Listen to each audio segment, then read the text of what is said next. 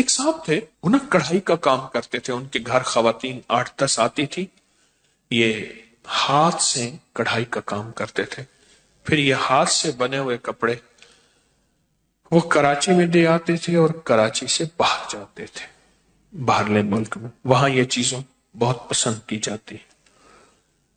تو ایک دفعہ کہنے لگے کہ ہمارے گھر میں حالات بہت سخت ہیں، کوئی دعا فرما دے۔ میں نے ایک دعا کر دی، پھر کچھ عرصے کے بعد کہا کہ حالات ہمارا ساتھ نہیں دے رہے، آپ دعا فرما دیں۔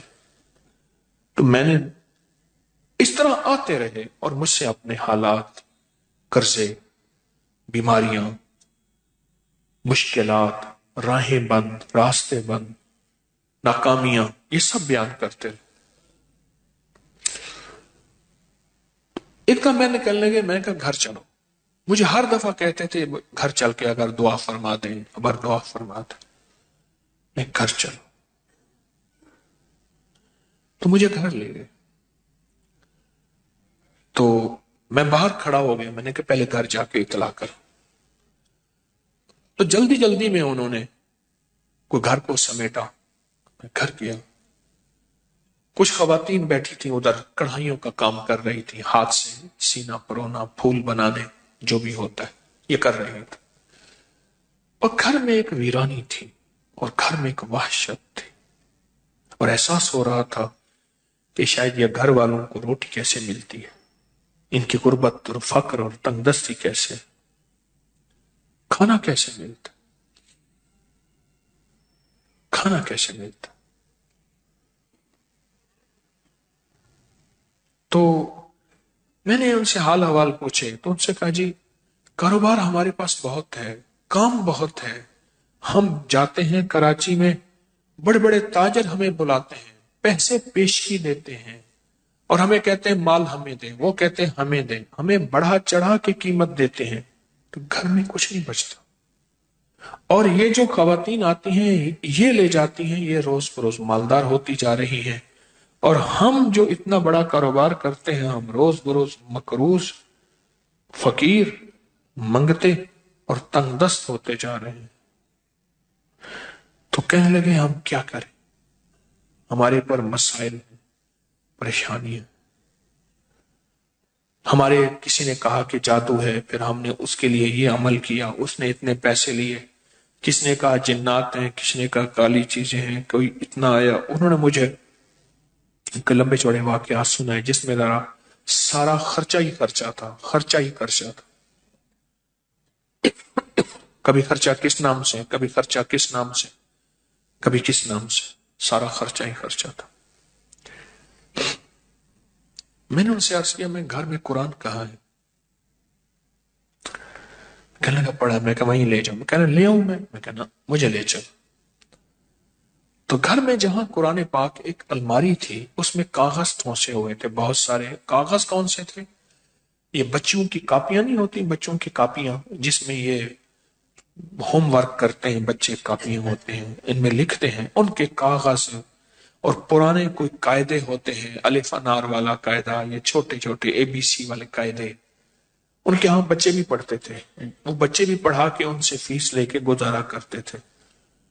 تو وہ سارے ٹھونسے ہوئے تھے، ان کے نیچے سے میں نے قرآن پاک نکالا، میں نے کہا اور ہے؟ کہا نہیں۔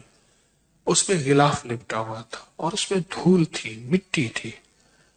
میں نے نکالا قرآن پاک، اور میں نے کہا میں نے آپ کی تعویذ نکال دی۔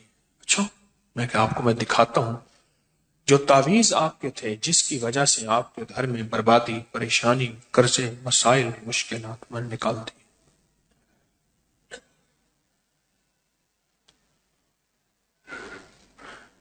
میں نے وہاں بیٹھ کے قرآن پاک کھولا، اس کا جو غلاف تھا اس کو بہت جھاڑا، بہت جھاڑا، اس میں سے مٹی نکلی، اور قرآن پاک بول رہا تھا، یہ پڑھا ہوا ہے، قرآن پاک بول رہا تھا یہ پڑھا ہوا ہے۔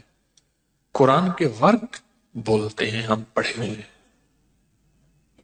یہ پڑھا ہوا ہے، لیکن چھوٹ گیا، اس کا پڑھنا چھوٹ گیا،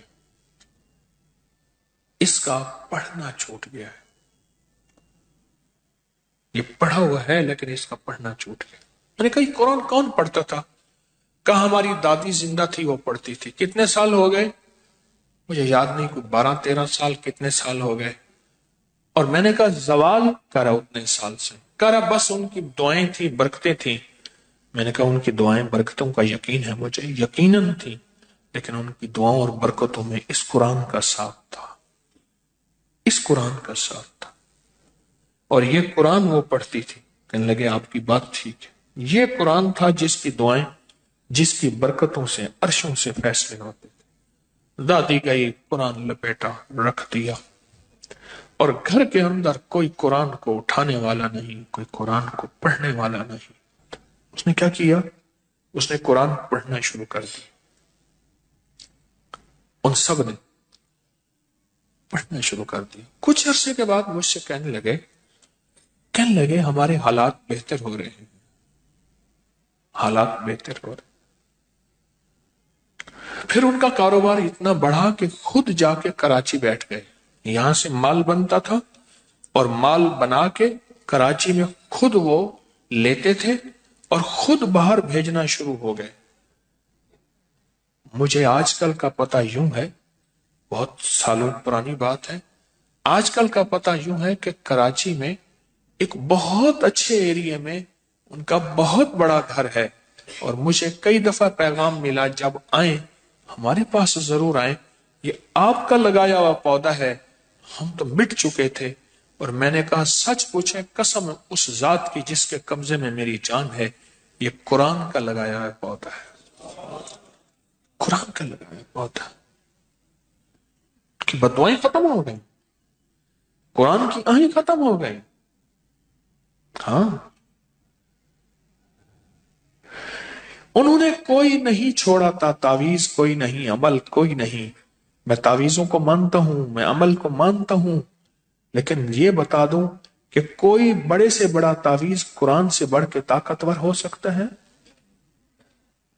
कोई बड़े से बड़ा तावीज कुरान से ताकतवर नहीं हो सकता। इस वीडियो को लाइक और शेयर करें, अब करें यूट्यूब चैनल को सब्सक्राइब करें और रोजाना ज्यादा से ज्यादा सब्सक्राइब करवाएं। आप दूसरों के लिए सदका जारिया बनेंगे, अल्लाह पहले आपके दुख टालेगा।